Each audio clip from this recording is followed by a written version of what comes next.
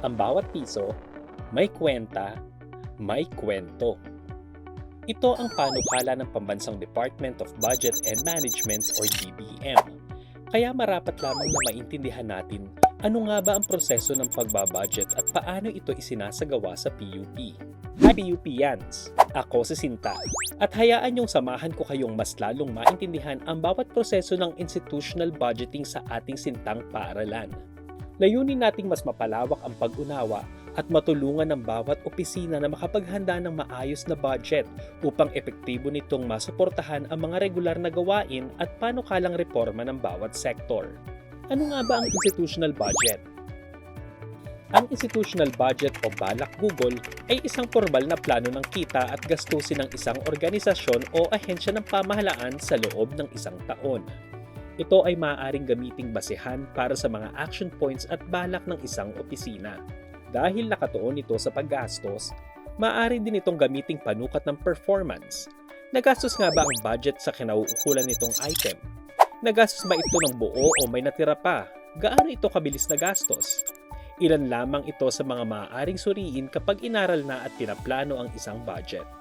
Nabubuo ito sa pamamagitan ng budget cycle. May 4 na bahagi ang budget cycle: budget preparation, legislation, budget execution, at accountability. Malaking bahagi ng ating gawain sa bawat opisina ang paghahanda ng mga lalamaning programa, gawain at proyekto sa bawat panukalang budget. Sabay din ito ang salaries and wages, ilan pang benefits, capital outlay at maintenance and other operating expenses o MOOE. Matapos ang mahabang proseso ng paghahanda at pagre-review ng panukalang budget, isusumite ito sa Department of Budget and Management o DBM na siya namang mag-aharap nito sa Pangulo ng Pilipinas. At saka ipapasa sa parehong chambers ng Kongreso, ang Senado at House of Representatives para sa legislation.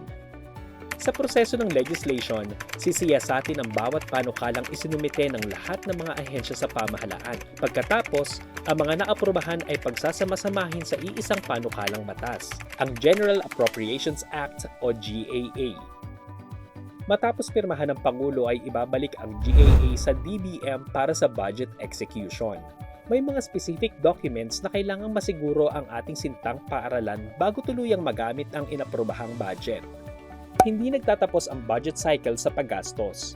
Kailangan bantayan ding maigi saan ito napupunta at kung tunay nga itong nagagamit para sa kaunlaran ng institusyon at mga stakeholders nito.